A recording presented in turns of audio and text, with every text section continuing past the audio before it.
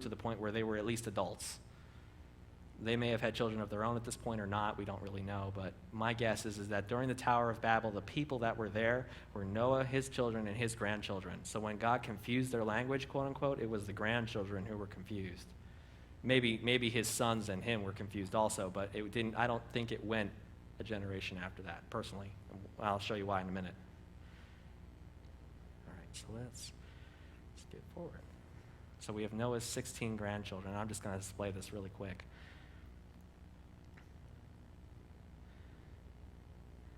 So there was an article that I found, and I know Simon shared it with a few of you, right? You said you shared it with a couple of people. It was a very interesting article that actually traces the not really the lineage, but the heritage of Noah's grandchildren. These names become names of locations, and we'll look at a few of them because they're mentioned by name in Isaiah 66.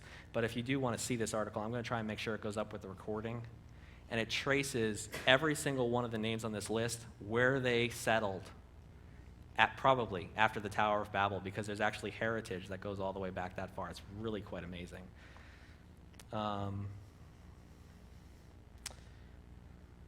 But let's talk about the heritage of his grandchildren, right? So if it was the grandchildren who had their languages confused, two things would have happened.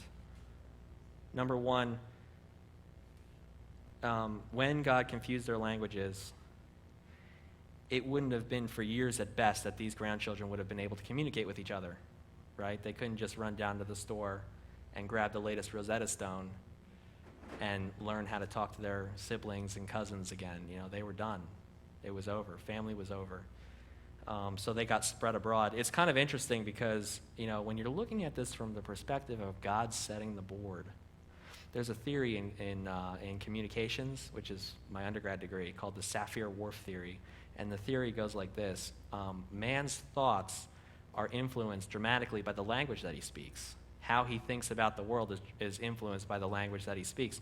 He'll think different things if he thinks in a different language. And it's true. I mean, if you try to learn another language, you know, there's the language in your head and the language you're trying to decode. And usually what happens is if you're speaking in a second language, they'll talk to you. You say, okay, I know that word, and you'll decode it into your own language in your head, and then you understand it, right?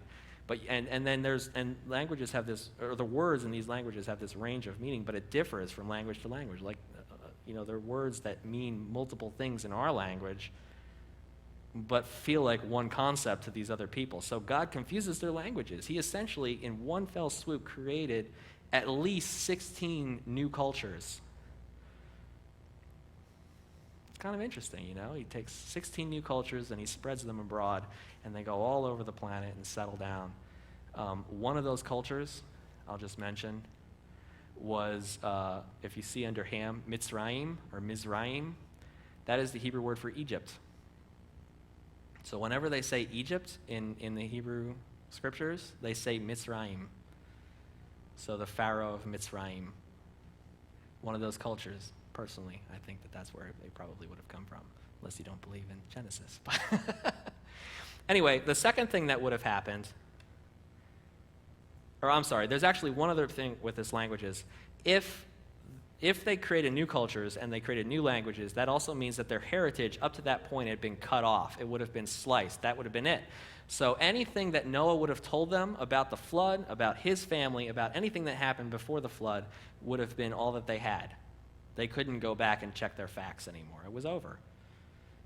So isn't it kind of funny that there's, Neil was saying that there might be somewhere around 150 different flood myths. It's kind of interesting that, you know, maybe this was because they just didn't really remember the facts exactly.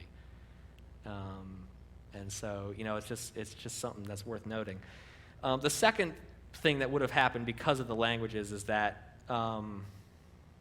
or just from this, is that as these new cultures developed, you have his grandchildren go out, they settle down, but then these people lived a long time. You know, I already mentioned Noah would have lived through the first 100 years of Abraham's life. I didn't trace it, but Noah was something like his great-great-great-great-great-grandson or something like that. It was a lot of greats. He wasn't like his grandson, you know. There had been a lot of generations by the time Abraham came around. And Noah lived through a long time further through that, right? Abraham was an old man before Noah actually passed away. So these guys lived forever. And it's just something that's worth noting. So biblical record actually preserves this, right? It talks about Noah's children, his grandchildren, great-grandchildren, and his great-great-grandchildren. So we have 1, 2, 3, 4 generations of people that lived a long time. After that, the age is cut in half. So the age range starts decreasing dramatically after that.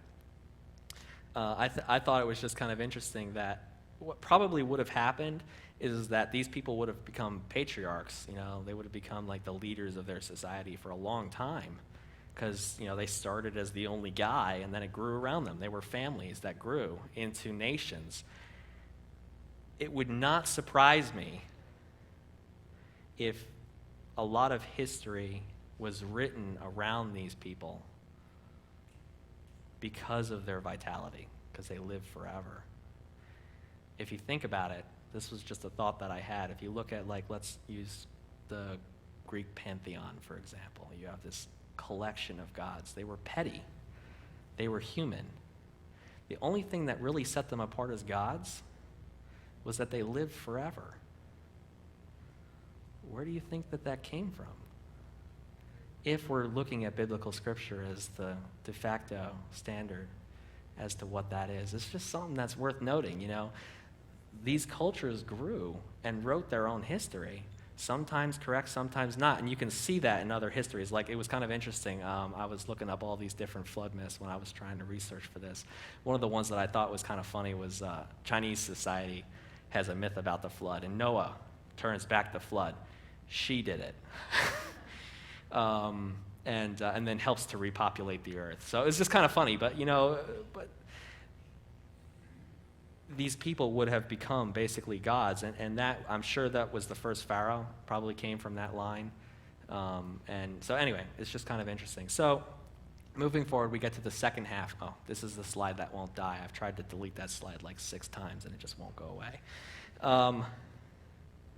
The second half. If Noah was the beginning of God's plan for the end, Isaiah 66 is the end of God's plan for the end, right? So Noah sets the stage. He has these 16 grandchildren, and he spreads them everywhere from a man who was considered righteous before God, right? So there would have been memory of who God was preserved, regardless of whether he talked to mankind or not, which we know he did. But regardless of that, there was a history that was preserved, and God spreads them everywhere, and he knows what's going to happen because he's at both ends, right? He can see this plan. This is a huge plan. And so he sets the board, and then he gets into Isaiah.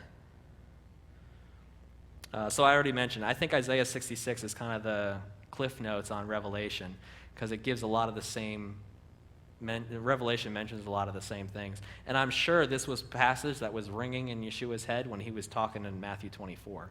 Either this or something else in Isaiah, because there's other passages in Isaiah that talk about the end as well.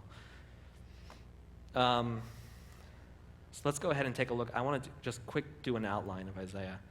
So the first one, Isaiah 66, verse 1. And I'm just using verses that give an indication of the point that I'm trying to make. There's more around them that talk about it in more detail, but I just want to quick give bullet points.